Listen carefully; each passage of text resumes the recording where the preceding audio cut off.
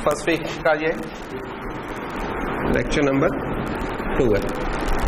कल हमारा पहला लेक्चर था और उसमें हमने बेसिकली जो इंट्रो कर लिया था, कुछ बेसिक्स जो होती थी चीज़ें वो कवर की थी।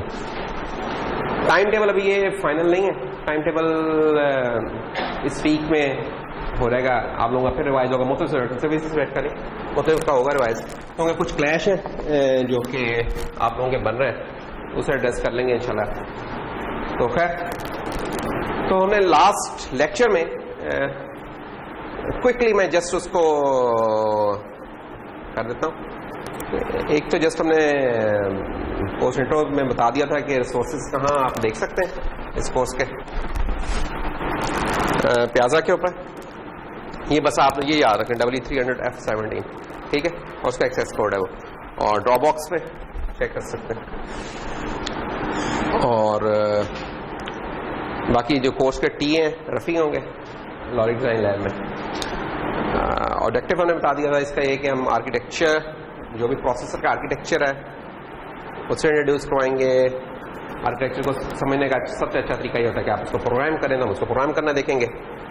और प्रोग्राम तो कुछ चीज़ें तो कॉमन हो ही रहेंगी कि इनके आर्किटेक्चर को हम देखा करेंगे, इसकी प्रोग्रामिंग देखेंगे।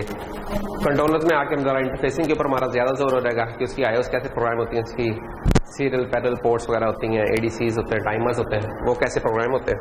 मैंने बताया कि जैसे कंट्रोलर हैं तो इन दी एंड ये प्रोसेसर्स ही हैं, तो प्रोसेसर्स ही हैं तो इनमें कुछ थीम्स कॉमन रहेंगे कि इनका आर्किटेक्चर इंट्रोड्यूस करेंगे, इनकी प्रोग्रामिंग का मॉडल बताएंगे क्या होता है, कैसे प्रोग्राम करना है।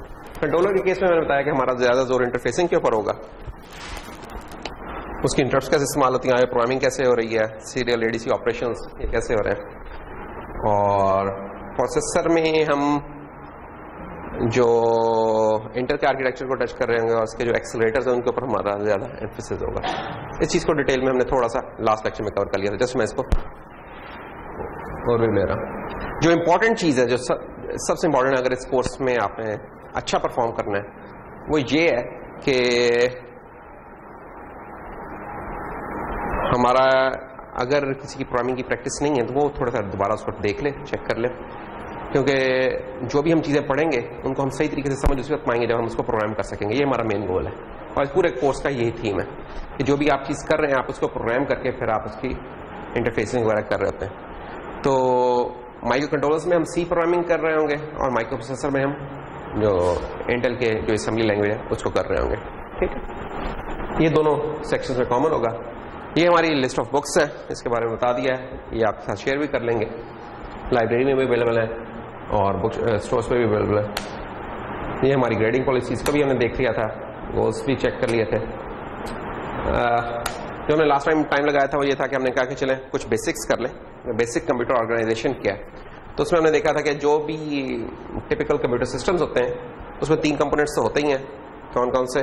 प्रोसेसर का, मेमोरी का और आईओ डिवाइसेस का। और ये तीनों जो किस्म के कंपोनेंट्स हैं ये आपस में बसेस के थ्रू कनेक्ट होते हैं। Buses are just like wires, जैसे वायर्स हैं आपकी, जिनसे आप, ये पंखा है, आप इस कमरे में हम देखें तो पंखा लगा हुआ है, ट्यूबलाइट लगी हुई है, बटन है, लेकिन आपस में कैसे जुड़े हुए हैं? वायर्स से जुड़े हुए हैं। तो ये बसेस भी वैसी ही वायर्स हैं जिनसे हम जुड़े हुए हैं। तो इसको हमने डिटेल में देखा था। फिर हमने देखा था कि यार प्रोसेसर के अंदर जाए मजीद तो क्या हो रहा था, तो उसके आगे हैं ALU है और ALU ऑपरेट कर रहा था, जो रजिस्टर्स के अंदर डेटा होता है उसके ऊपर कर रहा है, और कंट्रोल यूनिट है, ठीक है। तो ये चीज़ें, और प्रोसेस का जो भी इनफैक्ट हमारा कंट्रोलर है, माइक्रोप्रोसेसर है, इसके तमाम ऑपरेशन जो सिंक्रोनाइज होते हैं ये ओवर द क्लॉक होते हैं, ठीक है। तो ये एक आपने देखा होगा जो लॉजिक डिजाइन में पढ़े थे कि कॉम्बिनेशनल सर्किट्स होते हैं, सीक्वेंशियल सर्किट्स होते हैं, है ना। तो हमने देखा था कि सीक्वेंशियल सर्किट्स कौन से हैं हमारे, जो कि क्लॉक पे भी चल रहे हैं। तो हमारा एक क्लॉक बेस्ड सिस्टम है और एक क्लॉक जो सा होगा जो भी प्रोसेस के ऑपरेशन उनको सिंक्रोनाइज कर रहा है। फिर क्लॉक का मैं थोड़ा सा देख लिया था कि यार टिपिकल क्लॉक रेट्स वगैरह क्या होते हैं हमारे, कि हमारे कंट्रोलर टिपिकली किस फ्रिक्वेंसी पे चल रहे थे। नॉर्मली हमारे कंट्रोलर्स एटलीस्ट 2 मेगाहर्ट्ज 4 मेगाहर्ट्ज पे तो चल ही रहेंगे। जो मॉडर्न कंट्रोलर्स हैं कुछ 32 बिट के वो इवन 40 मेगाहर्ट्ज 80 मेगाहर्ट्ज तक भी जा रहे होते हैं। और जो माइक्रो प्रोसेसर होता है उसमें जो क्लॉक स्पीड होती है हमारी गीगाहर्ट्ज में नॉर्मली होती है कि 1 गीगाहर्ट्ज का प्रोसेसर है कि 2 गीगाहर्ट्ज का प्रोसेसर है। आपका इवन जो मोबाइल का प्रोसेसर उसका भी हमने कहा था कि 1 गीगाहर्ट्ज का तो होता ही है टिपिकली आजकल। प्रोसेसर के बाद अगली चीज मेमोरी की थी। मेमोरी में हमने थोड़ा सा टाइम लगाया था। मेमोरी में देखा था कि हमारा एक तो हमने कहा कि ऑर्डर सीक्वेंस ऑफ बाइट्स है, बाइट्स ऑफ बिट्स की चीजें देखी थी। तो हमने 3 चीजें देखी थी, एक होती है बिट होती है, निबल होती है, बाइट होती है और फिर उनके कॉम्बिनेशन आगे चलते रहें तो फिर हम बनाते जाते हैं। तो अगरचे सबसे जो एटॉमिक यूनिट है वो तो बिट का है, लेकिन हम जो टिपिकली जो भी हमारे आर्किटेक्चर्स हैं उसमें जो मेमोरी होती है वो बाइट एड्रेसेबल होती है। यानी अगर हमने एक बिट को भी ऑपरेट करना है तो पूरी बाइट उठा के लाते हैं, उसको ऑपरेट करते हैं, फिर उस पूरी बाइट को जाके वापस लिखवा देते हैं। तो बाइट एड्रेसेबल हमारी मेमोरीज होती हैं। तो इसलिए हम देखते हैं कि जो भी हम मेमोरी साइज होते हैं नॉर्मली बाइट्स में बता रहे होते हैं कि जी 2 मेगाबाइट है या 4 गीगाबाइट है, इस तरीके से हम बता रहे होते हैं। तो बाइट है तो हर बाइट का एक यूनिक एड्रेस होना चाहिए ताकि हम उसे यूनिकली आइडेंटिफाई कर सकें, उस पर रीड या राइट कर सकें। फिर ये जो मेमोरी होती है इसमें एक हम देखते हैं कि यार फिजिकल जो एड्रेस स्पेस क्या पॉसिबल है। फिजिकल एड्रेस स्पेस ये होती है कि आप इसके अंदर मेमोरी का मैक्सिमम साइज कितना अफोर्ड कर सकते हैं इस चीज के अंदर, वो चीज डिटरमिन होती है आपकी एड्रेस बस की विड्थ से। तो एड्रेस बस की विड्थ हमने कहा था कि ये डिफाइन होती है इन टर्म्स ऑफ बिट्स, कितने बिट्स की एड्रेस बस है। तो वो फिर हमने कुछ देखे थे, एग्जांपल्स देखी थी कि अगर 2 बिट की एड्रेस बस है तो हम 4 लोकेशंस की मेमोरी रख सकते हैं। अगर 8 बिट की एड्रेस बस है तो हम 256 बाइट्स की मेमोरी रख सकते हैं। तो इस तरह की कुछ एग्जांपल्स भी हमने देखी थी। फिर हमने कहा था कि मेमोरी यूनिट जो है इसमें ये नहीं है कि एक ही लाइन के ऊपर एड्रेस जा रहा है, डेटा जा रहा है या उसका कोई रीड राइट कंट्रोल जा रहा है। हर चीज के लिए अलग सिग्नल्स जा रहे हैं, अलग क्या लेंगे वायर्स हैं, बसेज हैं। तो एड्रेस बस के ऊपर आपका कि जिस एड्रेस के ऊपर आपने ऑपरेट करना है वो जा रहा है, और जो डेटाबेस है वो बताती है कि इस एड्रेस पे जाके मैंने लिखवाना है या जो भी चीज अगर आप लिखवाना चाह रहे हैं तो वो डेटा होगा जो कि उस पर लिखा रहेगा, और रीड करना चाह रहे हैं तो जो डेटा रीड होकर आएगा वो उस एड्रेस बस के ऊपर होगा। इसको भी हमने कर लिया था डिस्कस। और फिर हमने मेमोरी डिवाइसेस देख लिए थे। मेमोरी डिवाइसेस में कुछ रीड ऑनली होते हैं और कुछ रीड और राइट दोनों वाले होते हैं। तो इनकी फिर हमने टाइप्स देख ली, देखिए क्या टाइप्स हैं। और फाइनली जो कंक्लूड हुआ था हमारा लेक्चर वो मेमोरी हायरार्की पे हुआ था। हमने कहा था कि यार मेमोरी के कुछ लेवल्स हैं हमने बनाए हुए, और जिसमें सबसे टॉप के ऊपर हमारे रजिस्टर्स आते हैं।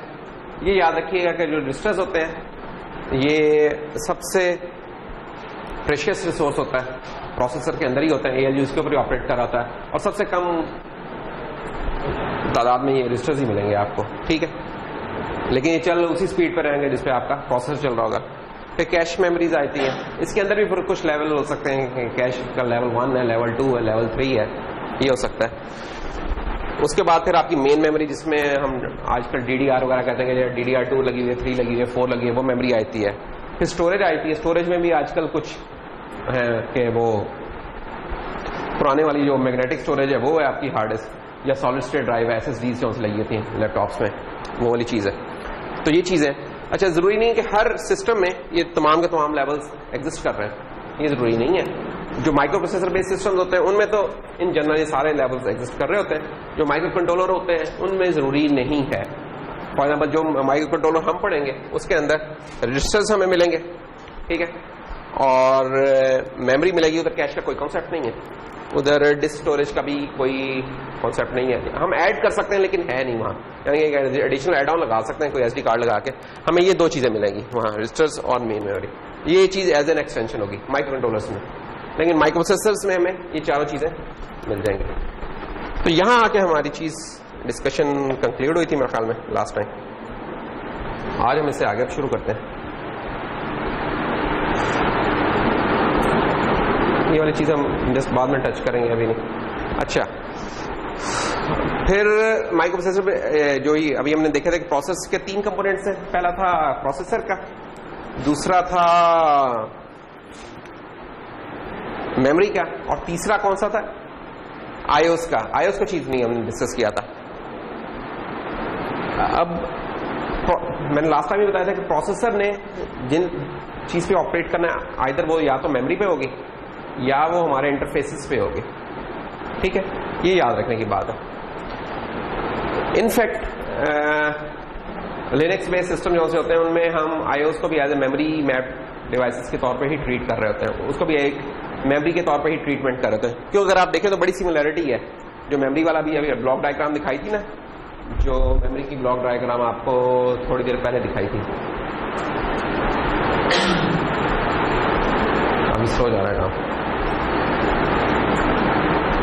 ये वाली, ये देखें, ये मेमोरी की डायग्राम थी। इसमें हमें क्या था कि हमें एक एड्रेस बस मिल रही थी, डेटा बस थी, डेटा को लाने या ले जाने के लिए, डिपेंडिंग अपॉन राइट हो रहा है कि रीड हो रहा है, और ये कंट्रोल सिग्नल्स थे रीड और राइट के। अब इन्हीं सिग्नल्स को अगर हम ध्यान में रखें तो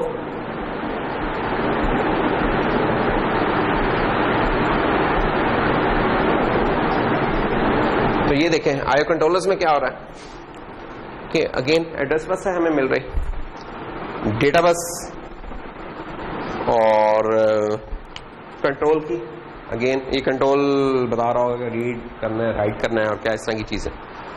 तो ये एक हमारा आईओ का कंट्रोलर और इसके साथ हमारे आईओ डिवाइस अटैच है। तो ये भी उसी तरह की ही कुछ स्कीम है जैसे कि हमने मेमोरी के केस में देखा था। अब आईओ हमारे जो भी आईओ डिवाइसेस होंगे, आईओ डिवाइसेस में क्या क्या हो सकता है? कीबोर्ड हो गया, माउस हो गया, for example micro processor based system में इथरनेट का इंटरफेस लगा हुआ है, वो रहेगा, वीजीए का ये लगा हुआ है केबल, ये भी एक इंटरफेस ही है ना, किसके साथ चल रहा है। तो माइक्रो प्रोसेसर बेस्ड सिस्टम में इस तरह की चीजें हैं। अब आप अपने मोबाइल में देखें तो वहां क्या कुछ और एक्सटर्नल इंटरफेसेस आ जाते हैं, उसमें आपके आ जाता है फॉर एग्जाम्पल जीएसएम या 3G वाला जो सा कम्युनिकेशन का इंटरफेस है, कि अगर वो नहीं होगा तो आप कम्युनिकेशन नहीं कर पाएंगे, या वाईफाई का इंटरफेस वहां अवेलेबल है, ब्लूटूथ का अवेलेबल है। तो वो कुछ हमारे क्या है आईओ इंटरफेसेस मौजूद है। कंट्रोलर्स में हम देखेंगे टिपिकली, तो कंट्रोलर्स में हमें कीबोर्ड या जिस कंट्रोलर पे हम काम करेंगे वहां जो ज्यादा इजीली एक्सेसिबल इंटरफेसेस हैं वो क्या है, हमारे पास कुछ इनपुट आउटपुट लाइंस होती हैं जिन्हें जनरल पर्पस आईओस कहते हैं, वो मौजूद होंगी। कुछ हमारे पास सीरियल कम्युनिकेशन के इंटरफेसेस होंगे, ठीक है, कुछ एडीसी वगैरह होंगे, वो सारी चीजें। तो वो जितनी भी चीजें आईओ डिवाइसेस होंगी ना, वो आईओ कंट्रोलर के साथ बात करेंगी, और ये आईओ कंट्रोलर इंटरेक्ट कर रहा होगा आपके प्रोसेसर के साथ। लेकिन असल जो एक मेन जो थीम है किसी भी मेमोरी के साथ डील करने का या आईओ डिवाइस के साथ डील करने का, ये याद रखने की बात है। जब भी करें तो आपको ये कॉन्सेप्ट क्लियर होना चाहिए कि यार ये जो भी चीज होगी इसका कोई एड्रेस होना चाहिए। अगर इसका कोई एड्रेस नहीं है तो मैं उस जगह पे नहीं पहुंच सकता, तो हमें उसका एड्रेस पता होना चाहिए हमें। नहीं तो हम जो लाइब्रेरी यूज कर रहे हैं उसमें हमें मेक श्योर करना चाहिए कि उसमें ये वाली चीज सारी चीजें कॉन्फ़िगर हुई है ऑलरेडी। दूसरा फिर हमें पता ये होना चाहिए कि इसमें से रीड कैसे करना है या राइट कैसे करना है। कुछ ऐसे आईओ इंटरफेसेस होते हैं जिन्हें आप सिंपल राइट कर सकते हैं, कुछ ऐसे होते हैं जिन्हें सिर्फ आप रीड कर सकते हैं, कुछ ऐसे होते हैं जिनमें आप रीड और राइट दोनों कर सकते हैं। फॉर एग्जाम्पल कौन से इंटरफेस होंगे जिनके सिर्फ हम राइट कर सकते हैं? कौन सी चीज होगी जिससे हम सिंपल सिर्फ राइट कर सकते हैं? जैसे वीजीए के ऊपर ये वीजीए केबल कनेक्ट कर दिया है इस मल्टीमीडिया के साथ, इसके ऊपर मैं अंदर अपने लैपटॉप में जो भी काम कर रहा हूं वो सिंपल उसके ऊपर डिस्प्ले हो रहा है। उधर से कोई इन्फॉर्मेशन इधर नहीं आ रही, उधर से कोई लाइन नहीं इधर आके बता रही थी कि ये चीज कनेक्टेड है या नहीं कनेक्टेड है, मैं उधर ही देख के चेक कर रहा था, है ना। ये सिंपल राइट ऑनली का है। या स्पीकर्स आपके कौन से होते हैं, हेडफोन्स कौन से हैं, ये इंटरफेस कौन सा है, सिर्फ राइट का है, इसके ऊपर आप सिर्फ राइट कर सकते हैं। अच्छा, अगर ये राइट किया तो फिर रीड वाले कौन से हैं, ये तो बता देना चाहिए, है जी। डिस्क नहीं, डिस्क सिर्फ रीड का तो नहीं है, रीड और राइट दोनों है। डिस्क पे तो रीड और राइट दोनों हो सकते हैं, और वाईफाई या इथरनेट इंटरफेस इस पे भी रीड और राइट दोनों हो सकते हैं, है ना। ब्लूटूथ वाले पे भी रीड और राइट दोनों हो सकते हैं। कौन सा इंटरफेस है जो सिर्फ रीड, जिसे हम सिर्फ रीड कर सकते हैं? मॉनिटर पे तो सिर्फ राइट कर सकते हैं ना, नहीं हम नहीं रीड करना हम तो जो मॉनिटर पे नजर आया हम उसे रीड कर रहे हैं, लेकिन प्रोसेसर क्या कर रहा है या आपका कंप्यूटर सिस्टम क्या कर रहा है, उस पर जाके राइट कर रहा है। मॉनिटर से तो कोई चीज नहीं आ रही ना उसे। हार्ड डिस्क भी तो रीड और राइट दोनों ही है ना।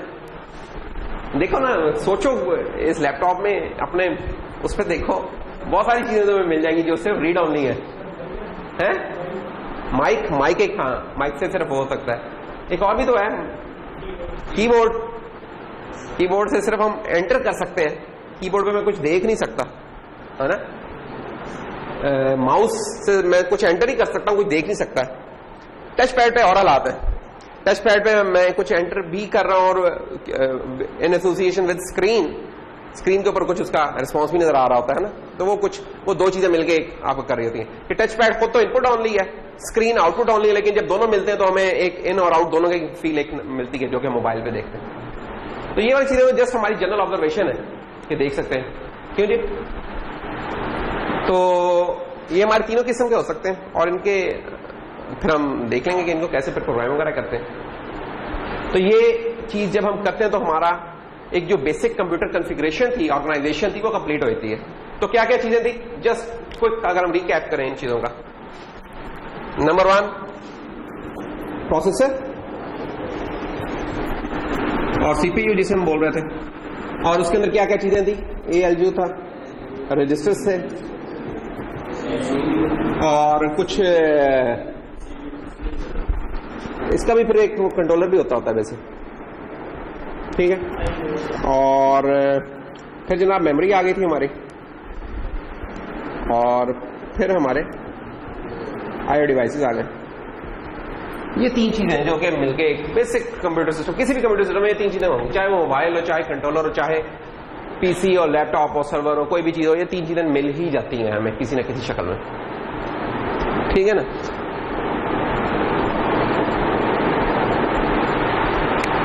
तो ये हमारी बेसिक ऑर्गेनाइजेशन हो गई। अब हम आगे चलते हैं इससे चीजों को, एक जैसे कर्सरी लुक ले लें। एक बीच में आ गया कि ये जो अब हम कंप्यूटर बेस्ड सिस्टम देखेंगे, इनमें बाज़-औक़ात क्लासिफाई किया जाता है बेस्ड ऑन के वो सिस्क है कि रिस्क है। एक ये टर्म होगी, यानी कि इस कोर्स के अंदर ना कुछ इस तरह के टर्म्स आएंगी, पेयर्स में आएंगी टर्म्स, जिन्हें हम टाइम टू टाइम डिस्कस करेंगे या रिविजिट किया करेंगे। फॉर एग्जाम्पल इस टर्म को हम दोबारा भी रिविजिट करेंगे, जैसे आज ये टर्म आ गई आपके पास सिस्क एंड रिस्क। इसके अलावा कुछ और भी टर्म्स आएंगी, जैसे अभी इससे पहले भी आपने एक टर्म देखी थी रैम रोम, है ना, ये भी था एक टर्म देखी। और फिर इसके अलावा आप एक हार्वर्ड आर्किटेक्चर देखेंगे और एक वॉन न्यूमैन आर्किटेक्चर होगा।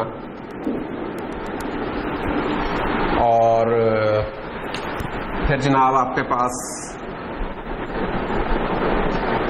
इस सुपर स्केलर की एक टर्म आएगी, एक VLIW की टर्म आएगी। तो इस तरह के कुछ टर्म्स पेयर्स में यहां चल रही होंगी, जिन्हें हम टाइम टाइम डिस्कस करेंगे। और ये टर्म्स कुछ इंपॉर्टेंट, ये तीनों टर्म्स तो अगर इसको जस्ट मैं निकाल दूं तो ये तीनों टर्म्स जो सी हैं, ये प्रोसेसर आर्किटेक्चर के किसी न किसी फीचर को शो कर रही होती हैं। तो इन्हें हम टाइम टाइम डिस्कस कर लेंगे। अभी फिलहाल just to look at is कि हम अपने जो भी प्रोसेसर्स है, जो अभी हमने देखा था ना कि कंप्यूटर बेस्ड सिस्टम है, उसमें 3 कंपोनेंट्स हैं, एक प्रोसेसर है, वो प्रोसेसर जो से हैं उनको हम सिस्क या रिस्क बेस्ड कैटेगराइजेशन कर सकते हैं। सिस्क है कॉम्प्लेक्स इंस्ट्रक्शन सेट कंप्यूटर। ये कॉम्प्लेक्स कोई कॉम्प्लेक्स नंबर्स वाला नहीं है कॉम्प्लेक्स, ये complex in terms of complexity वाला कॉम्प्लेक्स है। इंस्ट्रक्शन उनकी सिंपल नहीं है, कॉम्प्लेक्स हो सकती हैं और इस तरह की बहुत ज्यादा इंस्ट्रक्शंस हो सकती हैं जो कि एग्जिस्ट कर सकती हैं। तो इनकी खास कुछ बातें क्या है जो कि जब हम इनका इंस्ट्रक्शन सेट पढ़ेंगे देख भी लेंगे कि एक तो इंस्ट्रक्शंस की जो विड्थ है वो वेरिएबल हुआ करेगी, यानी कि हमें 8 बिट की भी इंस्ट्रक्शन मिलेगी, 16 बिट की भी मिल जाएगी, 32 की भी मिल जाएगी, इससे ऊपर भी जा सकती है। माइक्रो कोड इंटरप्रेटर चाहिए इसे, कि जो भी हम इंस्ट्रक्शन लिखेंगे वो इनफैक्ट प्रोसेस के अंदर जाके एक माइक्रो कोड इंटरप्रेटर होगा जिसको मजीद एटॉमिक इंस्ट्रक्शंस में कन्वर्ट किया करेगा। और सिस के एक एग्जांपल जो आपको ध्यान में रखने की है कि जो हमारा इंटेल बेस्ड माइक्रोप्रोसेसर्स हैं सारे ये सिस बेस्ड है, ठीक है। जो भी आप ये प्रोसेसर इस्तेमाल करें, कोर i3, कोर i5 वगैरह, जो भी ये सारे सिस बेस्ड प्रोसेसर्स हैं। फिर रिस्क है जनाब, रिड्यूस्ड इंस्ट्रक्शन सेट कंप्यूटर। उसमें क्या है कि इंस्ट्रक्शन सेट स्मॉल होता है, सिंपल होता है, most of the time instructions की बिट सेम होती है, ज्यादा से ज्यादा 2 लेंस होती हैं जिसमें ऑपरेट कर रहा होता है, और नंबर ऑफ इंस्ट्रक्शंस भी इधर कम होती हैं, और इसके अंदर कोई हार्डवेयर में कोई माइक्रो कोड इंटरप्रेटर नहीं होता, ये डायरेक्टली हार्डवेयर जाके उसको डिकोड कर लेता होता है। एग्जांपल्स इसकी ये कुछ कंपनीज हैं, आर्म, मेप्स, और इनके प्रोसेसर जो हैं वो इस कैटेगरी में आते हैं।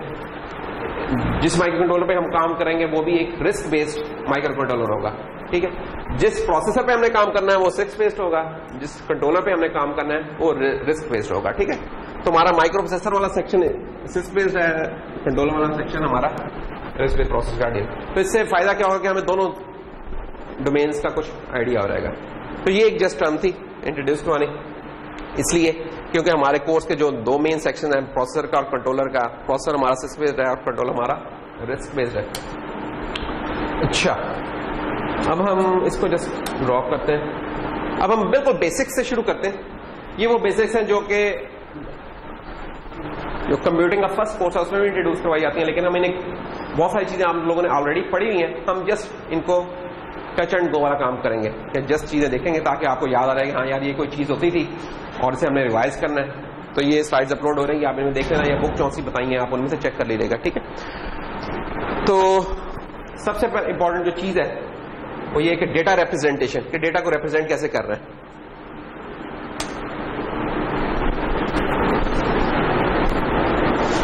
बाइनरी नंबर्स,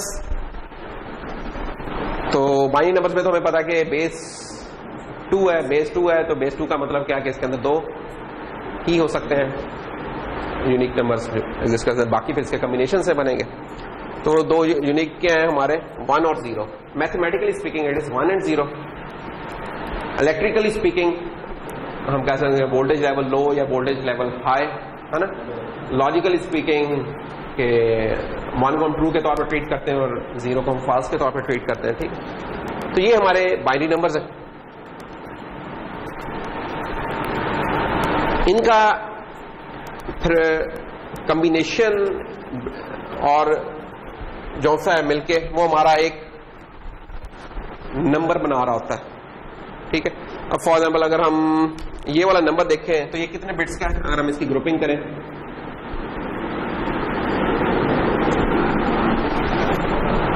तो मैंने बताया था लास्ट लेक्चर में कि इस तरह ग्रुपिंग करना हमारी आसान है। अगर हम 4 बिट्स में कर लें तो ये हेक्सा में हम इसको बड़ी इजीली देख सकते हैं क्या है कि फॉर एग्जाम्पल ये चीज क्या है, सी है हमारी, ये 9 है, ये 2 है और ये बी है ना। 11 तो नहीं हम लिख सकते हेक्सा में, फिर हम उसको बी लिखेंगे, ठीक है तो 11 डेसिमल में, बाकी 11 ही है। तो ये बन जाता है नंबर हमारा। अब ये क्या है, इसके अंदर अब बिट्स का कॉम्बिनेशन यूज होकर ये वाली चीज बन रही है। तो रिगार्डलेस कि अभी हमें इससे इंटरेस्ट नहीं कि ये नंबर ऑफ डेसिमल में क्या बन रहा है या कुछ और, अभी हमें सिंपल इसमें कुछ टर्म्स हैं जो कि हमने जरा करनी है, इंट्रोड्यूस करवानी है, जो कि आप लोग ऑलरेडी जानते हो। वो ये कि जो राइट मोस्ट पे आ रही है बिट हमारी, उसे हम कहेंगे लीस्ट सिग्निफिकेंट बिट, और जो लेफ्ट पे आ रही है उसे हम कहेंगे मोस्ट सिग्निफिकेंट बिट, LSB और MSB। एक तो ये चीज क्लियर होनी चाहिए, क्योंकि मैं लेक्चर में बात का कई दफा कह रहा हूँ यार इसकी LSB चेक कर लो। जब LSB उसकी चेक करनी होगी तो उससे मुराद यही होगी यार उसकी जो राइट मोस्ट बिट है वो आपने देखनी है, और MSB क्या है जब उसकी लेफ्ट मोस्ट बिट देखनी है, ठीक है। इसमें तो कोई ऐसा इतना इशू नहीं है। मोस्ट सिग्निफिकेंट बिट और अच्छा ये कहां से आई, ये टर्म्स आप जानते हो ऑलरेडी। आप जब डेसिमल सिस्टम्स में काम कर रहे हो तो अगर मैं उधर आपसे पूछूं कि यार ये बताओ कि 2179 इनमें लीस्ट सिग्निफिकेंट डिजिट कौन सा है, मैं बिट नहीं कह रहा, मैं डिजिट कह रहा हूं क्योंकि डेसिमल डिजिट्स है डेसिमल सिस्टम में हमारे, कि लीस्ट सिग्निफिकेंट डिजिट कौन सा, मोस्ट सिग्निफिकेंट डिजिट कौन सा है, तो आप बता सकते हो कि यार most significant digit is 2 and least significant digit is 9, ठीक है। क्यों ये मोस्ट सिग्निफिकेंट क्यों है, इसकी क्यों ज्यादा वैल्यू है, ये आप जानते हो कि यार फॉर एग्जाम्पल कि किसी ने मेरे इतने बोरो किए हैं, पैसे बोरो किए हैं, कितने 2179 ये बोरो किए हैं। अब वो देते हुए कुछ भूल चूक हो जाती है, उसे आखिरी डिजिट नहीं याद रहता, तो हो सकता है वो कहता है कि यार चले यार आपके 2180 देने हैं या लेट्स से 2170 देने हैं, इतना कोई मसला नहीं है। लेकिन अब जरा जस्ट इमेजिन करो कि वो बंदा कुछ इस तरह भूलने लग जाए, वो कहे यार याद नहीं आ रहा, मेरा ख्याल में शायद आपके ना हमने 1179 देने हैं, या मैं कहूं मैं भूल जाऊं और मैं कहूं यार नहीं आपने ना मेरा ख्याल में मेरे ना कोई 7179 देने। अब किस जगह हमारा एरर किस जगह बढ़ रहा है, लीस्ट सिग्निफिकेंट डिजिट में हमने चेंज की, उससे हमारा डिफरेंस जो एक्चुअल नंबर था उससे हुआ है कि इधर चेंज करने से हो रहा है, इधर चेंज करने से हो रहा है। यहां तो जो फर्क पड़ा था ज्यादा से ज्यादा 9 का पड़ गया था, और यहां जनाब 1000 का फर्क पड़ गया और यहां 6000 का फर्क पड़ गया। तो यहां जो भी इफेक्ट है इस डिजिट में चेंज का ज्यादा सिग्निफिकेंट है पड़ रहा है, ठीक है। तो ये जस्ट ये हम एक कॉमन लाइफ में इस्तेमाल करते आ रहे हैं ये वाली चीजें, ठीक है ना। इवन आपने कभी शॉपकीपर को भी कोई चीज देनी हो, वो चेंज देते हो सकता है आपको इतना बिल बना है तो वो 2180 ही काउंट कर ले, या हो सकता है वो छोड़ दे बाकी का 2170, आप भी कोई उस पर खास नहीं कुछ कहेंगे, वो भी नहीं होगा। लेकिन मसला उस वक्त होगा जब आप कहें यार 21 की बजाय ये चार्ज कर लो, या वो कहे कि यार मैं 7179 चार्ज करना चाहता हूं आपसे, फिर काफी इधर आ रहेगा, फिर तो कुछ काफी इशू भी क्रिएट हो सकता है उस जगह के ऊपर, ठीक है। तो ऐसे ही ये इधर है हमारा बाइनरी वर्ल्ड में कि यहां जो भी नंबर्स की रिप्रेजेंटेशन है, जब एक बिट है उसमें तो वही बिट बेचारी एलएसबी है और एमएसबी भी है, ठीक है ना। अगर मैंने बताया कि यार ये बिट है और इस बिट में वैल्यू पड़ी है 1, अब इसमें तो ये क्वेश्चन राइज ही नहीं होता कि मैं इसमें से किसको एलएसबी कहूं किसको एमएसबी कहूं, यही एलएसबी भी है यही एमएसबी भी है। हाँ अब 10 हो गया तो मार्कर यार लेके आना है, अगर अभी 10 अगर इसको कर दूं, no this is LSB and this is MSB, तो एक तो ये हमारी टर्म्स क्लियर होनी चाहिए, ठीक है, इसमें कुछ नहीं बोलना चाहिए। और एक चीज जो दोबारा मैं लगे हाथों रिकैप कर दूं, और जो कि अक्सर मसला रहता है कि सबसे छोटी यार जो नंबर्स की दुनिया में, बाइनरी नंबर की दुनिया में जो सबसे छोटी आइटम है वो बिट है, ठीक है। बिट से ज्यादा नीचे हम नहीं जा सकते। अगर कोई आपसे पूछे कि यार एक बिट में मजीद क्या होता है, तो इसका कोई जवाब नहीं है हमारे पास कि बिट ही स्मॉलेस्ट यूनिट है। 4 बिट्स जब कंबाइन हो जाती है तो हमारा एक निबल बन जाता है, ठीक है, और 8 बिट्स जब कंबाइन हो जाती है तो हमारा एक बाइट बन जाती है, ठीक है। तो बाइट्स में तो होती हैं कि बाइट्स में जनाब एक बाइट में 8 बिट्स हैं, एक निबल में 4 बिट्स हैं, और एक बिट में बस ठीक बिट ही है, और इसका मजीद हम नहीं कर सकते। तो ये वाली चीज जो कुछ नए लोग आ जाए उन्हें जस्ट रिकैप करवाने की जरूरत है कि यार इस चीज में तो बिल्कुल नहीं होना चाहिए, ठीक है। एक बिल्कुल ये मिनिमम एक है, और ये कहने को तो बड़ा सिंपल सा एक बात है, लेकिन पूरा सेमेस्टर गुजर जाता है और बात का वो लोग फाइनल में पहुंच जाते हैं, उसके लिए सिर्फ बिट और बाइट में ही फंसे होते हैं कि यार ये सर ये बिट में इतनी हो गया, फिर वो कहते हैं आप हमें कंफ्यूज कर रहे हैं, ठीक है। तो हालांकि इसमें कंफ्यूजन वाली कोई बात नहीं है, बस ये याद रखना है एक बाइट में जनाब 8 बिट्स हैं।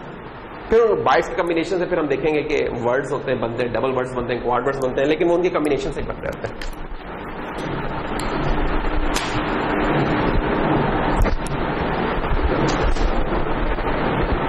अच्छा, फिर कुछ आपको कुछ नंबर्स ना डायरेक्ट उनकी ना कुछ बाइनरी रिप्रेजेंटेशन अगर ज़हन में बिठा लेना बड़ा फायदा रहेगा उसका।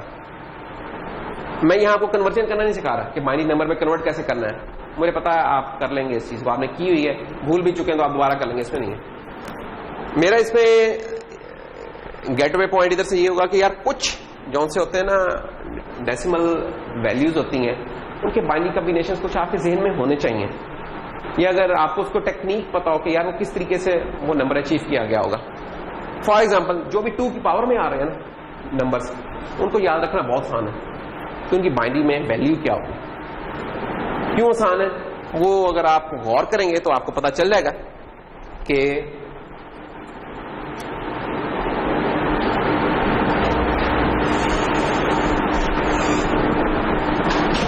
शुक्रिया, वो ये कि जैसे 2 की पावर आप देख रहे हैं कि 0, इसकी डेसिमल वैल्यू क्या बन रही है, किसी भी नंबर की पावर 0 ले लें तो हमें पता है कि उसका रिजल्टेंट 1 आता है ना, ऐसे ही है ना। और नंबर की पावर 1 ले लें तो उसका क्या मतलब है कि वो नंबर एक दफा मल्टीप्लाई हो रहा है, ठीक है। और 2 की पावर 2 का मतलब है कि 2 दफा इनकी मल्टीप्लिकेशन है, उसका जो रिजल्ट आया वो ये आ गया है। इसका मतलब है कि जो भी हमारा बेस है, ये बेस को हम 3 दफा, ये बेस अगर मल्टीप्लाई हो तो फिर ये नंबर आ जाएगा, 4 दफा मल्टीप्लाई हो तो ये नंबर आ जाएगा, इस तरीके से, ठीक है। अच्छा, अगर मैं इन चीजों को अगर बाइनरी में लिखूं ना तो क्या बनेगा? एक तो जब भी आप किसी चीज को कन्वर्ट करें ना बाइनरी में, तो आप ना पूछ लिया करेंगे यार कि जो बाइनरी नंबर है जो हम बनाने जा रहे हैं ये कितने बिट का बनाए हम, 2 बिट का बनाए, 4 बिट का बनाए कि 8 बिट का बनाए। और अगर कोई चीज मेंशन नहीं हुई तो फिर आप कुछ एज्यूम कर लें, लिख दें टू स्टार्ट विद कि भाई एज्यूमिंग के 4 बिट का नंबर है तो ये मैं इसकी कन्वर्जन कर रहा हूं। क्यों? क्योंकि देखें, अगर आपको कोई कहता है कि यार 3 को कन्वर्ट करो बाइनरी में, तो आपको पता है कि यार 3 का 1-1 है कॉम्बिनेशन, लेकिन ये कॉम्बिनेशन उस वक्त जब ये 2 बिट रिप्रेजेंटेशन है। अगर ये होती 4 बिट रिप्रेजेंटेशन तो 3 का यही 0011 हमने लिखा। नंबर अभी भी जो आप 3 ही आना है, लेकिन हमने चारों लोकेशन फिल कर दी हैं। और अगर ये 8 बिट होता तो फिर हमें यहां भी जीरोस डालने पड़ने थे कि भाई ये 3 है। इन एनी केस है रहे 3, लेकिन यहां ये 2 बिट रिप्रेजेंटेशन थी, ये 4 बिट रिप्रेजेंटेशन थी, ये 8 बिट रिप्रेजेंटेशन। तो आप बेहतर है कि चेक कर लिया करेंगे यार रिप्रेजेंटेशन कौन सी है हमारी, वो कितने बिट्स में आ रही है। और अगर किसी ने नहीं बताई तो आप खुद कुछ रिज्यूम कर लें। अब फॉर एग्जाम्पल, अब मैंने ये जो नंबर्स दिए हुए हैं इनको मैंने रिप्रेजेंट करना है। अब मैं देख रहा हूँ कि यार ये नंबर 1 2 3 इस तरह होते जा रहे हैं, तो टू स्टार्ट विद मैं इसको ना 1 बाइट पे रिप्रेजेंट करता हूँ। नॉर्मली 1 बाइट में तो होंगी चीजें, इससे ज्यादा भी होती है। 1 बाइट में करूं तो 1 बाइट में कितने बिट्स होंगे हमारी? 8 बिट्स। तो इसका मतलब हमारे 8 प्लेसेस होंगे जहां हम कर रहे होंगे। पहला नंबर अगर हम पकड़े तो इसमें क्या हो जाएगा, जो 2 की पावर 0 है, तो 1 तो बाइनरी में भी जाके 1 ही है, तो 1 0 0 0, ये 1 हो गया हमारा, जिसे हम 2 की पावर 0 कह रहे थे। 2 की पावर 1 में जिसका डेसिमल इक्विवेलेंट 2 बन रहा है, और 2 की बाइनरी फॉर्म क्या बन रही है? 1 0। 2 की पावर 2 4, और 4 हमें पता है। अच्छा, अगर आपने नोटिस करना अगर शुरू कर दिया है तो आप देख सकते हैं कि हर नए नंबर पे, हर नई 2 की पावर में जो 1 था ना हमारा, वो मूव करता जा रहा है, शिफ्ट लेफ्ट हो रहा है ना।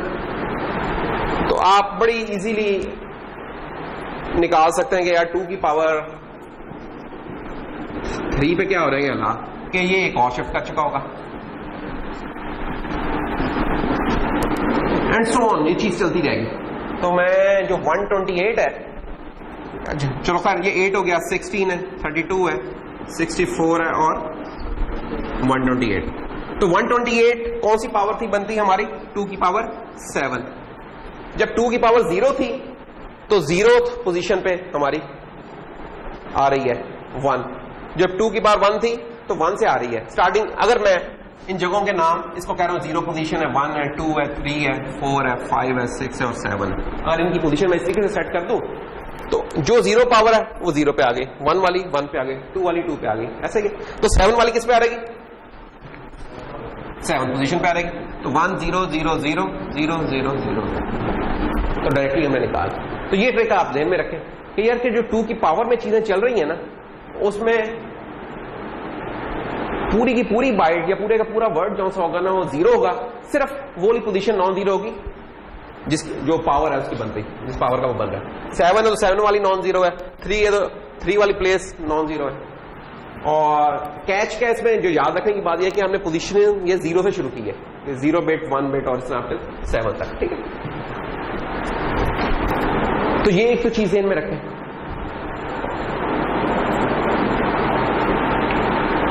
इससे एक आपको एक और भी ट्रिक पता चल जाता है, वो ये है कि अगर मैंने किसी वेरिएबल के अंदर मैंने कोई 2 की पावर कैलकुलेट करनी है तो उसमें बड़े आराम से कैलकुलेट कर सकता हूं। वो कैसे?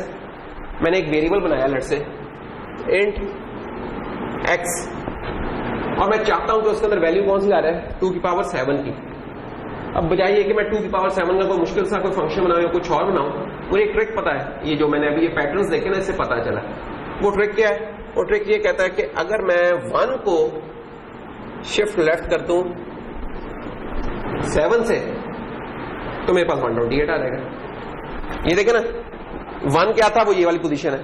इस 1 को अगर मैं 7 से शिफ्ट लेफ्ट कर दूं, शिफ्ट लेफ्ट 1 एक ही शिफ्ट हो गई, दूसरी, तीसरी, चौथी, पांचवी, छठी, सातवीं शिफ्ट पे आके 128 ही बन चुका होगा। तो ये हो रहा है। तो इससे क्या हुआ कि शिफ्ट लेफ्ट से मैंने एक मल्टीप्लिकेशन वाला काम कर लिया है।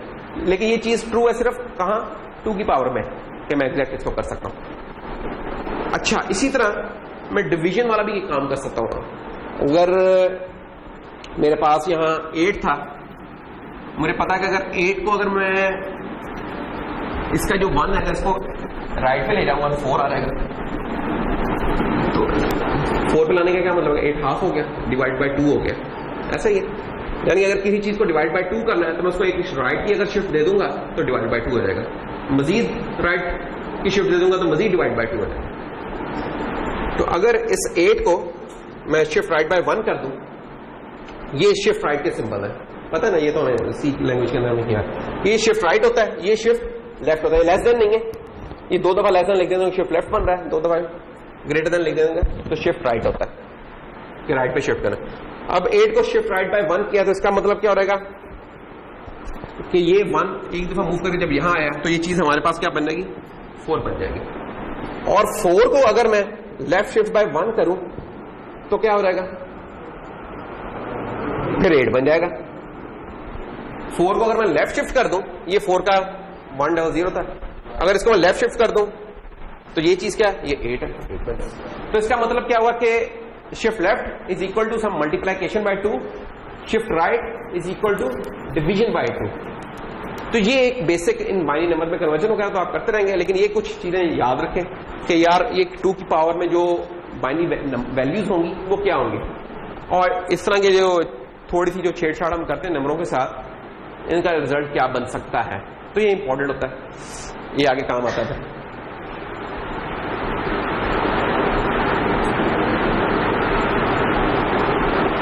कन्वर्जन आप कर लेंगे, इसके ऊपर मैं नहीं टाइम लगा रहा, कि आपने किए हुए। फिर जो दूसरी चीज जो आपने लास्ट लेक्चर में की थी वो ये थी कि आपने हेक्साडेसिमल्स के साथ जरा दोस्ती करनी है। हेक्साडेसिमल कोई बहुत लंबे चौड़े नहीं चाहिए, इनफैक्ट एक बाइट के अंदर या 2 बाइट्स के अगर आप हेक्साडेसिमल के साथ खेल सकते हो दैट्स फाइन एनफ। क्यों हेक्साडेसिमल के साथ? क्योंकि हमारी जो लास्ट टाइम हमने कहा था कि जो मेमोरी एड्रेस स्पेस है वो डिराइव होती है, किससे होती है, एड्रेस बस की विड्थ से। एड्रेस बस की विड्थ क्या होगी, या 1 होगी या 2 होगी, 3 होगी, 4 होगी, जो भी होगी। एड्रेस स्पेस कैसे निकलेगी, 2 की पावर एड्रेस बस विड्थ। तो चाहे ये 1 है 2 है जो भी है, 2 की पावर बन रही है, ये याद रखने की बात है, ठीक है। तो इसका मतलब जो भी हमारे पास मैक्सिमम एड्रेस स्पेस पॉसिबल बनती है और उसमें ही बनेगी, 2 से डिविजिबल हुआ करेगी वो चीज, ठीक है। तो इसलिए एक तो आपको उसकी जो भी हम नंबर दें उसकी बाइनरी, और बाइनरी में हमने बताया था कि बाइनरी में हमारे पास लंबी होती है, स्ट्रिंग काफी लंबी होती है, तो कॉम्पैक्ट उसकी हेक्साडेसिमल आती है।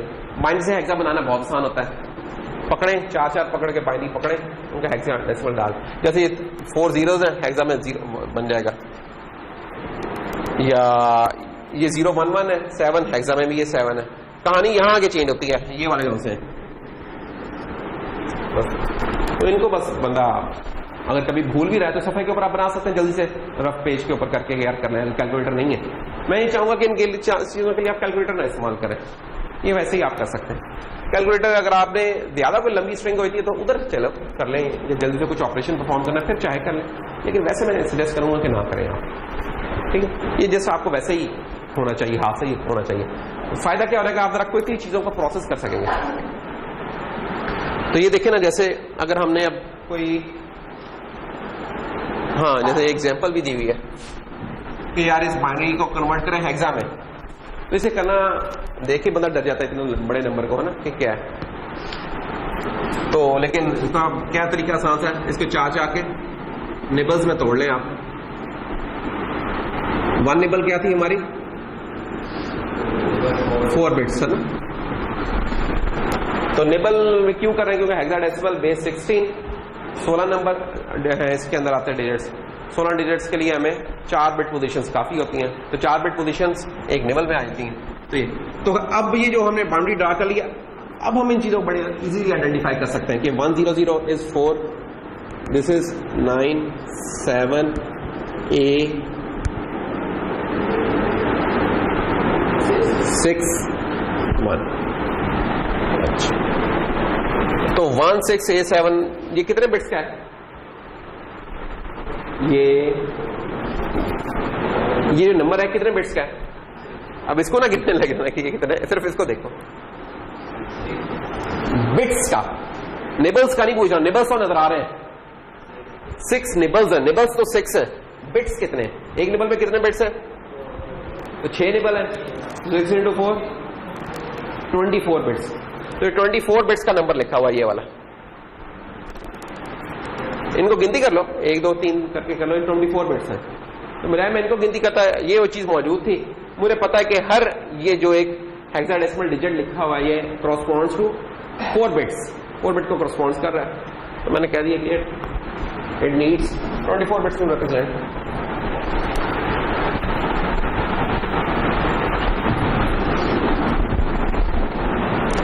अच्छा, इसी तरह ही अगर आपको एक मिनट देखते हैं मुझे,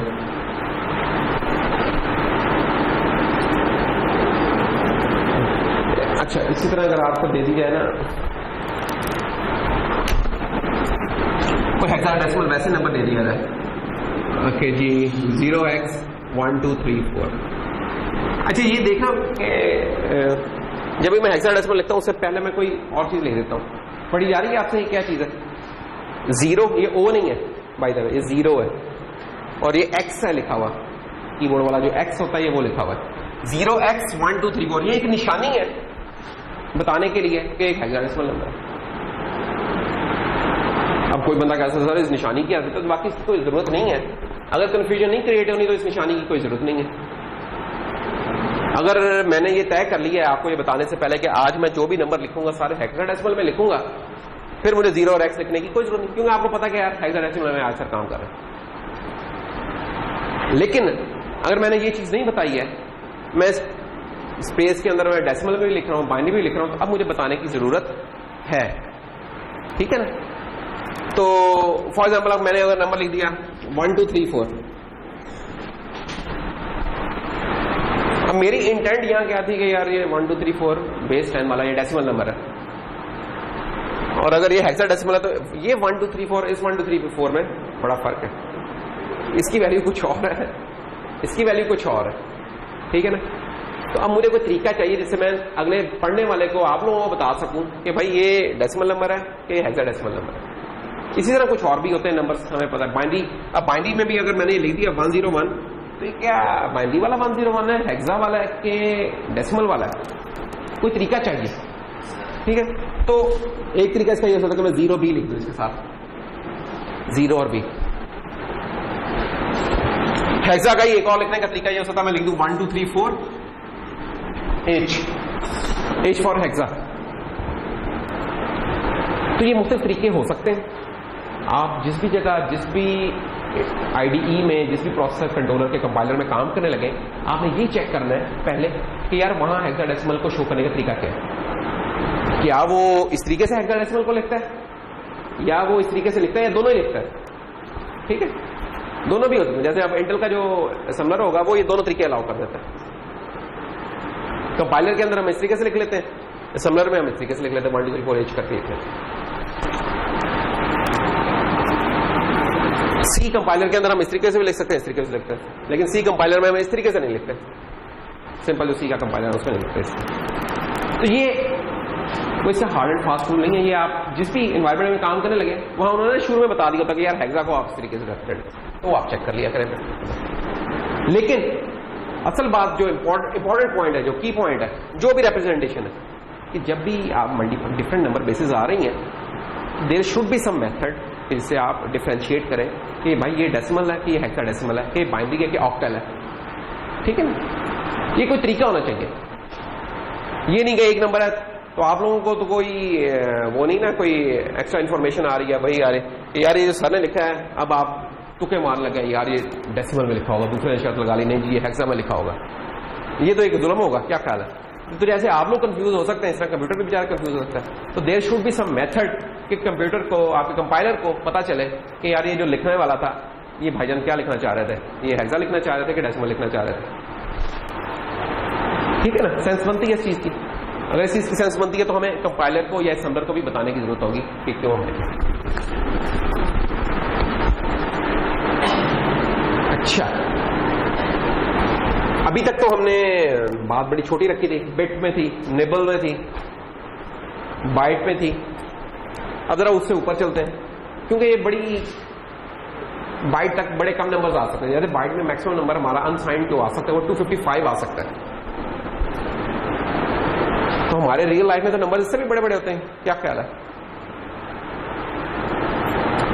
तो हमें मजीद फिर चाहिए बड़े साइजेस। तो ये कुछ हमारे इधर है इंटीजर स्टोरेज साइजेस दिए हैं। इंटीजर्स जो होते हैं, इंटीजर सेट ऑफ जो नंबर्स होता है उसके स्टोरेज साइजेस क्या क्या हो सकते हैं। बाइट का तो अब आप लोग सब लोग इत्तेफाक है कि 8 बिट्स है, ठीक है ना जी, ये तो नहीं भूलना। उसके बाद वर्ड आ जाता है, वर्ड में हमारा आ जाता है 16 bits, double word which is 32 bits, quad word which is 64। तो ये है।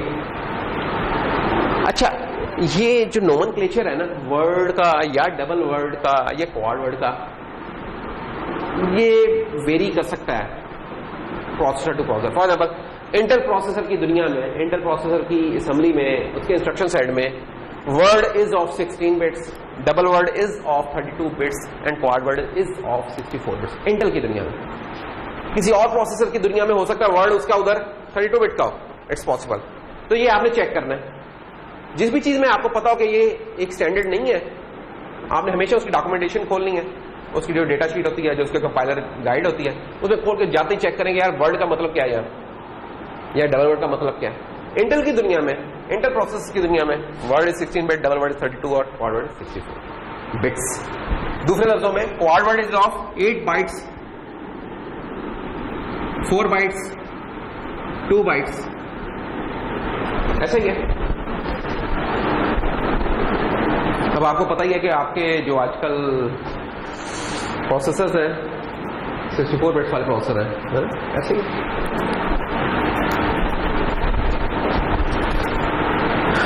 खैर उस डिस्कशन पे फिर बाद में आएंगे, प्रोसेसर पे जाएंगे। तो एनीवेज ये हमारे कुछ स्टैंडर्ड साइजेस हैं। इनमें अगर हम अनसाइंड नंबर स्टोर कर रहे हैं तो रेंज क्या बनेगी? बाइट में 0 to 255 है, अनसाइंड वर्ड में 65,000 के अराउंड है, अनसाइंड डबल वर्ड में 4 बिलियन के अराउंड है, 4 बिलियन। एंड क्वाड वर्ड में it is billion of billion, 18 billion of billion something. तो बहुत बड़ा सा नंबर है, ये देख रहे हो। कहाँ ये था बेचारा छोटा सा, और कहाँ है? तो ये इनकी वर्ड रेंजेस है। सवाल अब जैसे अब ये है नीचे कि what is the largest unsigned integer that may be stored in 20 bits. ये जो नंबर लिखे हैं ये नहीं है किसी ने बस एमी फॉर्म में उठा के लिख दिए हैं, इसके पीछे कोई रीजन थी जिसकी वजह से लिखे हैं। वो रीजन समझने के लिए क्या है, अगर आप बाइट के ऊपर फोकस करें तो आपको रीजन समझ आ जाएगी। बाइट में हमें कैसे पता चला कि मैक्सिमम नंबर ये आ सकता है अनसाइंड, उसका तरीका ये था, वो दिखाया हुआ है कि 2 की पावर 8 माइनस 1, 2 की पावर 8 है 250, इधर से हमें पता चला। इसका मतलब है कि जब किसी ने पूछा गया 20 बिट्स में मैक्सिमम नंबर क्या आ सकता है, तो आप कहें यार कोई मसला नहीं, सिंपली आपने क्या करना है, इसे 8 की जगह 20 ली थी तो 2 की पावर 20 की वैल्यू निकाल दें, ठीक है, और वो जो भी वैल्यू आती है उसमें से एक माइनस कर देंगे तो मैक्सिमम। तो ये तरीका है, यानी कि इसमें कोई साइंस नहीं है, कोई लंबी चौड़ी कोई थ्योरी के ये बन रहा है, सिंपल 2 की पावर में काम हो रहा है। तो 2 की पावर से तो दोस्ती कर ही लेंगे, या 2 की पावर 4 क्या होती है, 8 क्या होती है, इस तरह के ये वाली चीजों से दोस्ती कर ही लें आप, ठीक है। नहीं तो कैलकुलेटर भी आप इस्तेमाल कर सकते हैं। बाय द वे कैलकुलेटर में आप लोगों ने इस्तेमाल किया हुआ जो कि इसका प्रोग्रामिंग वाला पोर्शन होता है,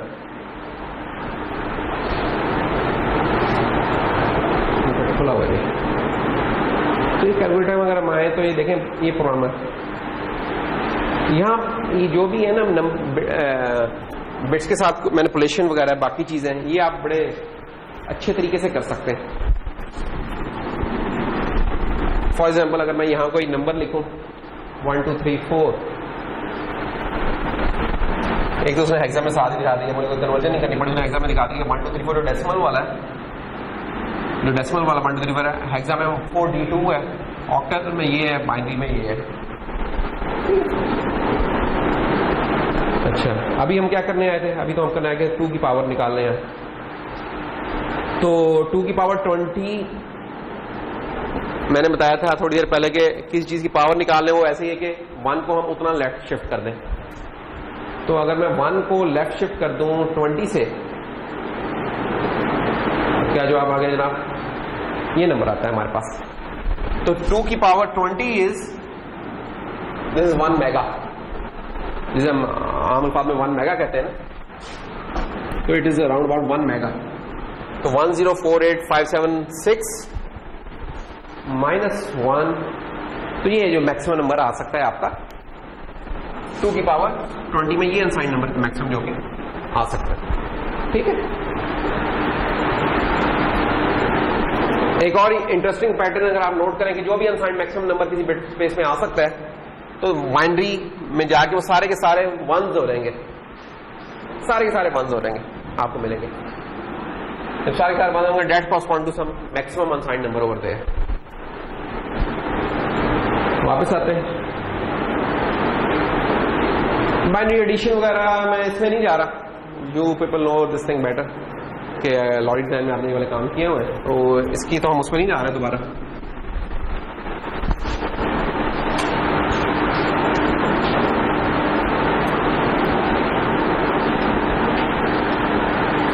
हेक्सा में एडिशन भी कोई इतना नहीं है, सिंपल ये होगा कि बात ना आप इसकी जरूरत कहां पड़ सकती है हेक्सा में एडिशन की, ये वहां पड़ सकती है कि आप किसी एड्रेस में कभी कोई ऑफसेट ऐड करेंगे ना, तो तब आपको शायद कॉपी के ऊपर या पेपर के ऊपर ये करनी पड़ जाए, तो आपको पता होना चाहिए यार हेक्सा में एडिशन कैसे करते हैं, ठीक है। तो जस्ट क्विकली अगर हम देखें ये कैसे एडिशन हुई होगी, यानी डेसिमल में तो करना आसान है, हेक्सा में भी आसान है, सिंपल हम एक पॉइंट मिस कर जाते हैं बात का। तो for example a plus b क्या बनता है हमारा, एक तो ये कि कैलकुलेटर में इस्तेमाल कर लूं a प्लस बी मुझे पता चल जाएगा। दूसरा तरीका क्या है कि अगर मैं कॉपी पे ही हूं और मैं उसी डेसिमल वाले मेथड से सोच रहा हूं, तो a is your 10, b is your 11 which is 21, और 21 हेक्स में क्या बन जाएगा, 21 आपका हेक्स में क्या बनेगा, 16 1 16 5 आ गया, तो हेक्स में बन गया ये 0 हेक्स 1 5, ठीक है। अब ये 0 हेक्स 1 5 आया, तो 5 तो हमारा इस जगह पर आ जाएगा, 1 इज अवर कैरी, ये इधर चला जाएगा।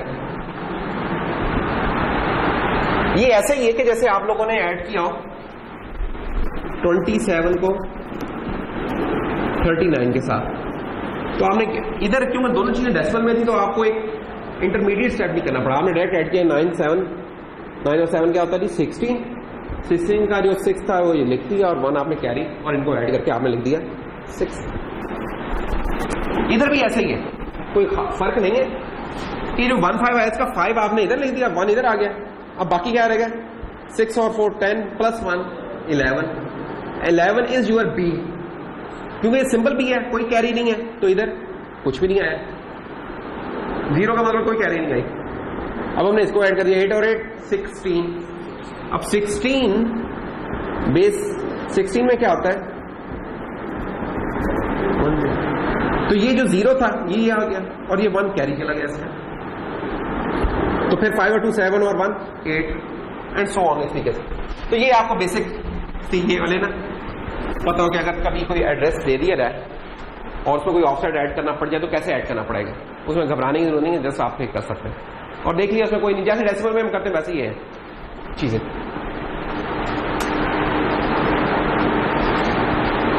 देखें ये इधर भी जो नोट है वो भी यही है कि programmers frequently add and subtract the addresses of variables and instructions. कि हम ना अक्सर ये काम कर रहे होते हैं, जब पॉइंटर्स में हम खेल रहे होते हैं ना तो वहां हम अक्सर एडिशन का काम कर रहे होते हैं। ज्यादातर ये होता है कि जो हमारा कंपाइलर या असेंबलर होता है ना वो खुद से ये हमें काम करके दे देता है, ठीक है, तो हमें देखना नहीं पड़ता, लेकिन बात का हमें करना पड़ेगा तो हमें तैयार रहना चाहिए इस काम के लिए। अच्छा,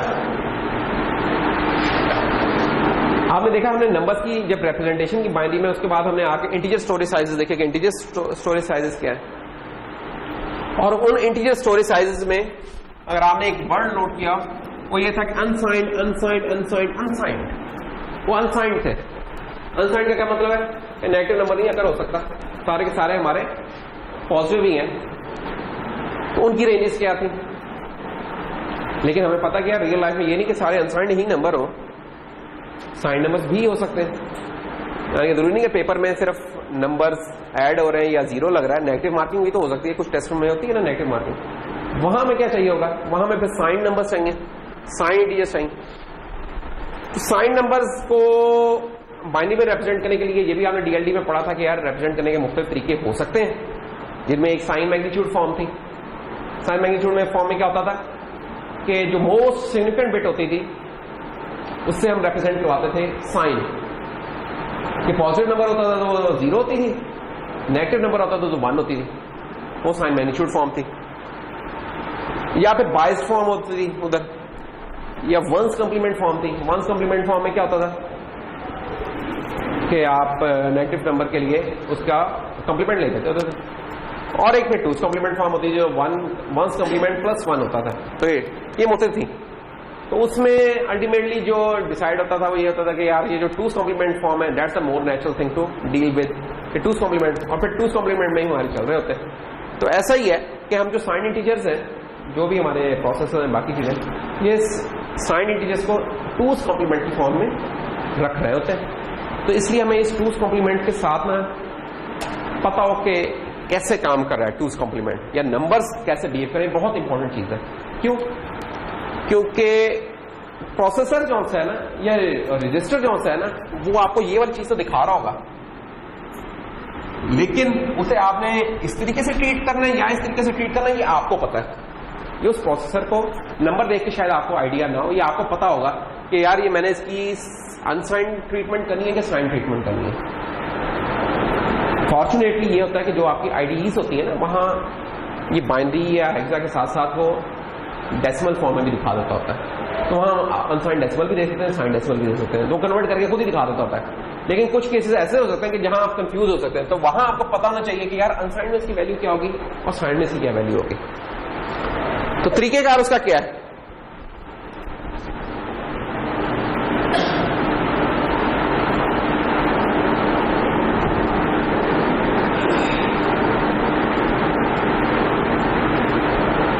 उसका तरीकेकार यार एक ये है कि आप ना एक पहले छोटे से नंबर पे ना समझ लो कि ये चीज चल कैसे रही है। अगर आपने उस छोटे नंबर पे कर लिया तो आप बड़े से बड़ा भी कोई नंबर आ रहा है तो आप उसके साथ डील कर लेंगे। फॉर एग्जाम्पल हम एज्यूम करते हैं कि हम 4 बिट्स के अंदर काम कर रहे हैं, यानी एक निबल के अंदर। तो starting from 0, so here it is 0 0 0 0.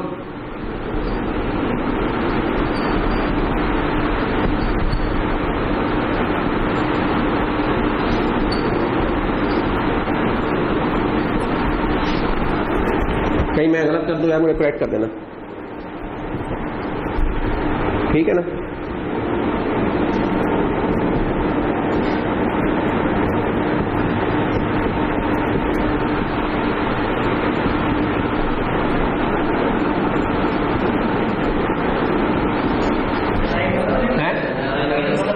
Nine गलत है क्या? सही होना चाहिए। अच्छा, मैं देख रहा था, मैं क्या सो तो नहीं गए सारे यार, चेक करना पड़ता है कि सारे लोग ना सोए हो।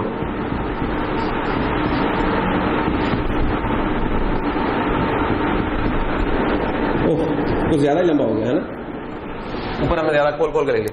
खैर, ये आपने देख लिया कि ये मैंने लिखा हुआ कि यार ये जो बेसिकली इस वक्त जो लिखा हुआ है ना, ये जो नंबर्स काउंट लिखा हुआ है दैट इज अनसाइंड। अनसाइंड क्यों? कोई इसके साथ आपको प्लस माइनस की कोई डिस्क्रिप्शन नहीं नजर आ रही, तो दैट इज 0 1 2 3 4 5 6 7। अच्छा, अगर यही इनको मैंने साइंड नंबर के तौर पर ट्रीट करना था और वो भी टूज कॉम्प्लीमेंट की फॉर्म में, फिर इससे क्या होना था? असल वो इंटरेस्टिंग गेम है। याद रखने की क्या बात है कि जब भी हमारी मोस्ट सिग्निफिकेंट बिट 1 मिलेगी, इट्स एन इंडिकेशन कि ये नेगेटिव नंबर है। तो जब तक हमारी मोस्ट सिग्निफिकेंट बिट 0 मिल रही है, हम चुप करके उसे अनसाइंड ही ट्रीट कर सकते हैं। यहां तक है। तो ये वाली चीज हो रहेगी ना, 0 1 2 3 4 5 6 7। अब अनसाइंड वाले इसको 8 कहते हैं और हम पता नहीं इसको क्या कहते हैं। हम इसको क्या कहेंगे अगर ये नेगेटिव नंबर है? क्या इसको नेगेटिव 8 कहें, या नेगेटिव 1 कहें, या नेगेटिव 2 कहें? क्यों जी?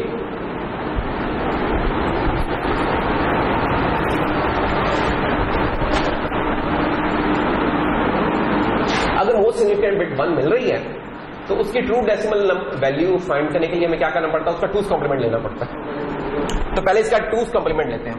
तो 1 0 0 0, इसका टूज कॉम्प्लीमेंट ले लें। टूज कॉम्प्लीमेंट कैसे ले सकते हैं? मुख्तलिफ तरीके हो सकते हैं। आसान था क्या, इसका पहले 1 कॉम्प्लीमेंट ले लें, 1 1 1 0, और फिर 1 ऐड कर लें तो फिर 0 0 0 1।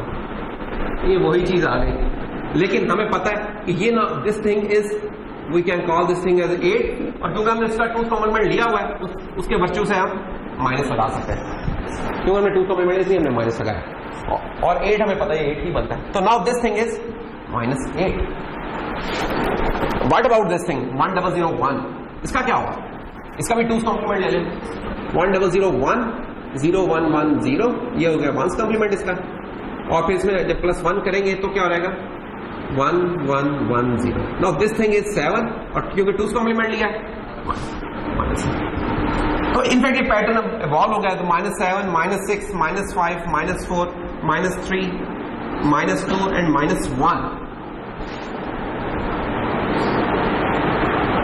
अब ये इंटरेस्टिंग है। अब देखें, अनसाइंड की दुनिया में जब ऑल वंस थे तो वो सबसे बड़ा नंबर होता था। साइंड की दुनिया में जब ऑल वंस होते हैं तो वो सबसे छोटा नेगेटिव, सबसे बड़ा नेगेटिव नंबर है। इनफैक्ट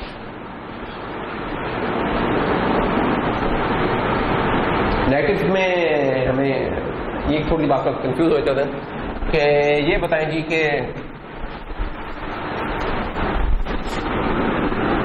3 बड़ा है कि 5 बड़ा है? 5 बड़ा है ना, इसमें तो पूछने की कहने क्या इंतहाई बच्चों वाले सवाल शुरू कर दिए। ऑफकोर्स ना, 5 इज ग्रेटर देन 3। अच्छा, लेकिन -3 बड़ा है कि -5 बड़ा है? अब देखो, अब कुछ हो ना, दो मुख्तलिफ वादे आएंगे कुछ। हाँ, -3 बड़ा है कि -5?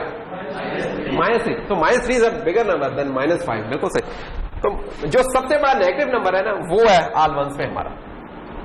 Negative number is bigger than any of the above numbers. ठीक है, तो ये है। तो बस ये एक चीज जरा ध्यान में रख रहे हैं।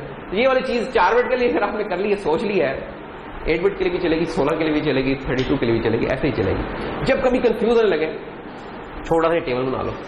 ये 4 बिट का बनाया, 3 बिट का बना लो, 2 बिट का बना लो, उससे भी आपका ये क्लियर हो जाएगा कि यार मैंने किस तरीके से चलना है, कौन सा नंबर है मेरा छोटा या कौन सा नंबर बड़ा है। तो इधर से कुछ क्वेश्चन छोटे छोटे से बनने।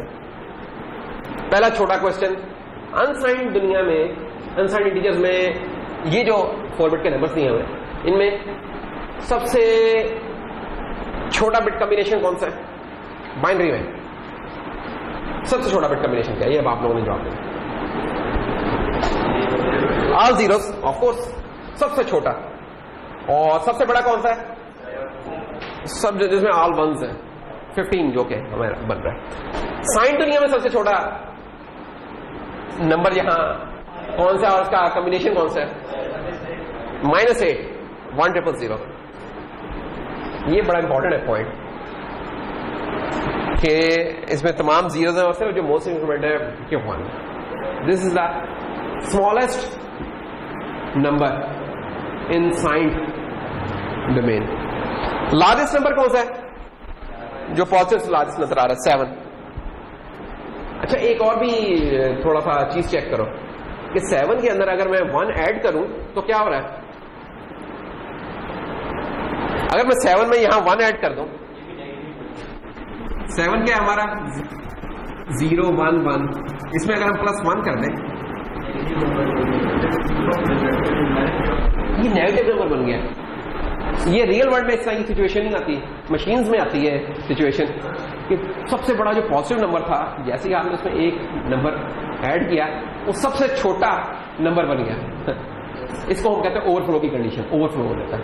हम एक लफ्ज यूज किया करते हैं ओवरफ्लो का, तो ये वाला केस है ओवरफ्लो का कि एकदम आप ऊपर जा रहे थे। देखें आपका, अगर मैं इस चीज को प्लॉट करूं, 0 1 2 3 को प्लॉट करूं, क्या हो रहा है? ये देखें 0 1 2 3 4 5 क्या था आपका? जनाब आप जाते जा रहे हैं बड़े मजे से, 7 तक पहुंच गए। आपने फिर एक और जंप लगाने लगे तो पता चला जंप लगाने की कोई जगह नहीं थी। आप जस्ट आप गिरे हैं, उसके बाद जूम नीचे और आप पहुंच गए -8 के थे। This is the overflow condition. ठीक है, तो आप तो यानी आपने कोई सम कर रहे थे, सम करते जा रहे थे, सम करते करते हमें पता है जब भी 2 नंबर ऐड होते हैं तो जो रिजल्टेंट होता है वो ओरिजिनल नंबर से बड़ा ही होता है। 3 + 2 का जो भी जवाब होगा it will be bigger than either of 3 और 2, इनसे बड़ा ही होगा। लेकिन ये स्ट्रेंज केस है जो कि डिजिटल वर्ल्ड में आता है। क्यों आता है? क्योंकि ये फाइनाइट वर्ड लेंथ होती है। आपके ना ये जो बिट प्लेसेस थी ना 4 ही थी, अगर ये 5 होती फिर नहीं होना था, लेकिन वहां 5 के बाद जाके मसला होना था। 6 होती तो नहीं होना था, लेकिन 6 के बाद जाके कभी ना कभी ये मसला हो ही जाया करना था। क्यों? क्योंकि फाइनाइट वर्ड लेंथ है। तो जैसे ही हम 4 वो उसकी जो थी 3 वाली बाउंड्री से निकल के 4थी में हमने बंद रखना चाहा, हमें पता चला ओ भाई इसे तो हम नेगेटिव कहते हैं, वो नेगेटिव हो गया। ये ओवरफ्लो का केस बन जाता है, धर्म नीचे। अच्छा, इसका उल्ट केस भी एग्जिस्ट करता है और वो क्या है कि -8 नेगेटिव नंबर्स में अगर आ रहे हैं। अब नेगेटिव नंबर्स में अगर हम आ रहे हैं, -8 जो सा है इसमें -1 ऐड करें तो जवाब असूलन हमारा -9 होना चाहिए। इधर क्या बनेगा देखें, ट्राई करें। तो -8 की रिप्रेजेंटेशन क्या है? -1 की रिप्रेजेंटेशन क्या है? ऐड कर दें 1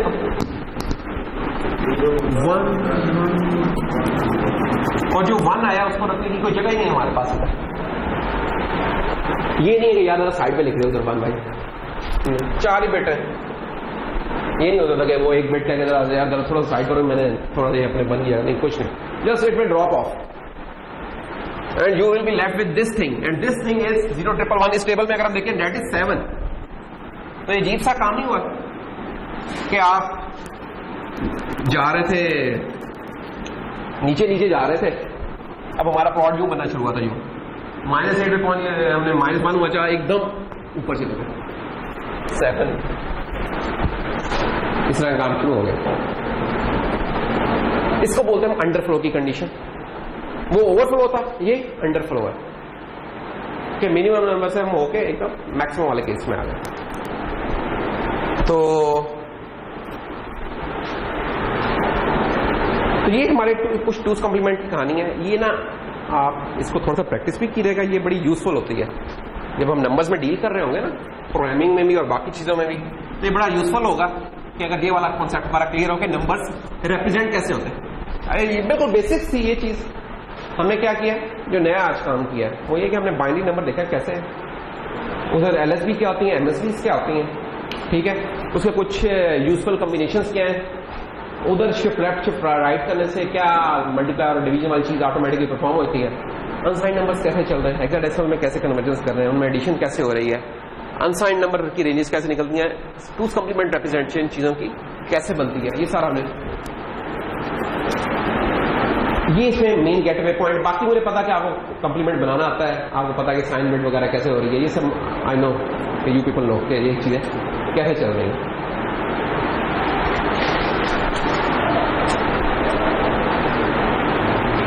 ये फिर रेंज निकल आती है। अनसाइंड की रेंज तो हमने देख ली थी, साइंड की रेंज कैसे निकलती है, साइंड की रेंज नंबर्स तो उतने ही है। देखें अब मैं आपसे पूछूं कि यार 4 बिट की क्या रेंज है अनसाइंड में, कि 0 से लेकर 15 तक, तो साइंड में रेंज क्या बनती है। अब कॉम्बिनेशन प्लेसेस तो उतनी है, सिर्फ उनकी डेजिग्नेशन चेंज हो गई है कि अब हाफ रेंज नेगेटिव में चली गई है, तकरीबन हाफ रेंज हमारी पॉजिटिव में आ गई है। तो अब हमारी इधर क्या रेंज निकलती है कि मिनिमम कौन सा नंबर है -8, मैक्सिमम नंबर कौन सा है 7।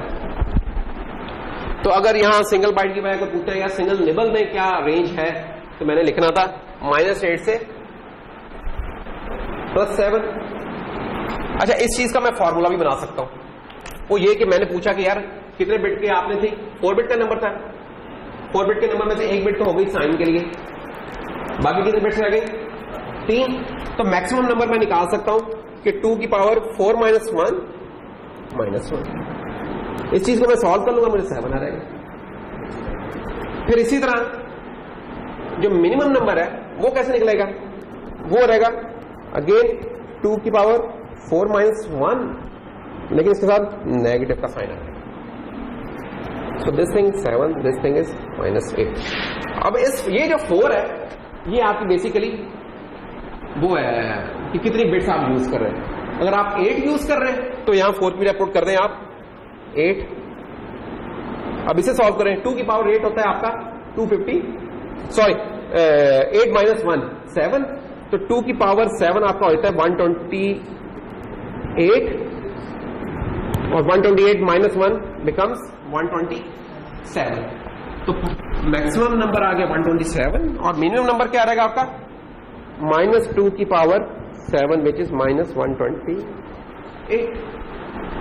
तो इस तरीके से आप इनकी रेंजेस निकाल सकते हैं। अब आपसे कोई कहे कि यार एक वर्ड की निकाल जो कि 16 बिट्स का था, तो आप 16 पुट करके वैल्यू निकाल लें।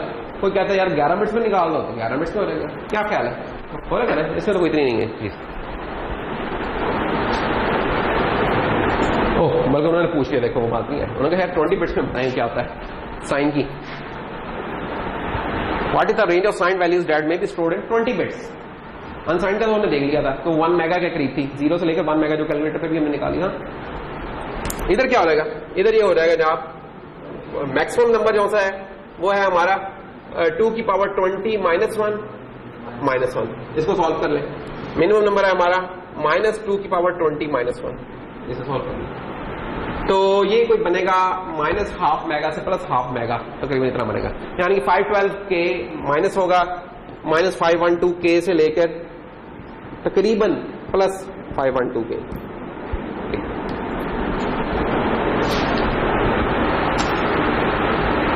बाकी फिर कैरी एंड फ्लो की चीजें ये इंशाल्लाह हम करेंगे जब इनका टाइम आएगा। आज हम फिर इधर रुकते हैं, ठीक है। और अगला लेक्चर जो होगा हमारा, 1 मिनट अगर हम इसमें चेक कर लें, बल्कि 1 मिनट कुछ एक दो चीजें जस्ट हम देखें।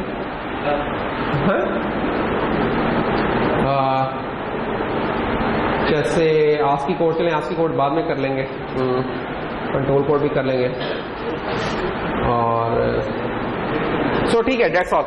तो इधर हमारा खत्म होता है। इसमें हमने क्या किया इस लेक्चर में, आज हमने एक तो रिकैप किया था पिछले लेक्चर का, पहले हमने देखी नंबर्स कैसे रिप्रेजेंट होते हैं, और वो क्या अगला लेक्चर होगा वो जस्ट हम बताएंगे माइक्रो कंट्रोलर का जरा बेसिक्स, और फिर हम कुछ ना सी की और एम्बेडेड सी की रिवीजन कर लेंगे उसमें, वो फिर चलेगी हमारे नेक्स्ट कैलेंडर 2 वीक्स। वो जब चलेगी तो फिर उसके बाद हम कंट्रोलर के फिर हार्डकोर कंट्रोलर प्रोग्रामिंग के ऊपर आ चुके होंगे, ठीक है। इन द मीनवाइल आप लोगों ने ये करना है कि कुछ चीजें उतार लें, जो लिंक दी हैं उधर भी मैंने चीजें ऑलरेडी शेयर कर दी हैं, प्लस आप इस तरह करें कि ये चले जाए, इसका भी मैं लिंक पोस्ट कर दूंगा, लेकिन आप सिंपल गूगल करेंगे एमपी लैब को ना, इसको आप गूगल करेंगे एमपी लैब तो पहला लिंक जो खोलेगा वो यही वाला होगा। इधर से ये आईडीई उतारनी है आपने, ठीक है। इसका नया वर्जन आया अभी, कहने के हफ्ता भी नहीं हुआ है, बहुत मुश्किल कि इन्होंने नया वर्जन इसका लॉन्च किया, वर्जन 4। तो वर्जन 4 आप उतार लीजिए इसका, ठीक है, छोटा सा है 650 MB का, बस उतार लें इसको। और इसके साथ कुछ और चीजें भी उतरेंगी तो उनके भी मैं लिंक्स बता दूंगा, वो कंपाइलर और इसके टूल्स होंगे, तो ये उतार लें, अपने इंस्टॉल कर लें, ताकि फिर हम नेक्स्ट वीक से इनको सब चीज़ों पे आ सकें, ठीक है। That's all.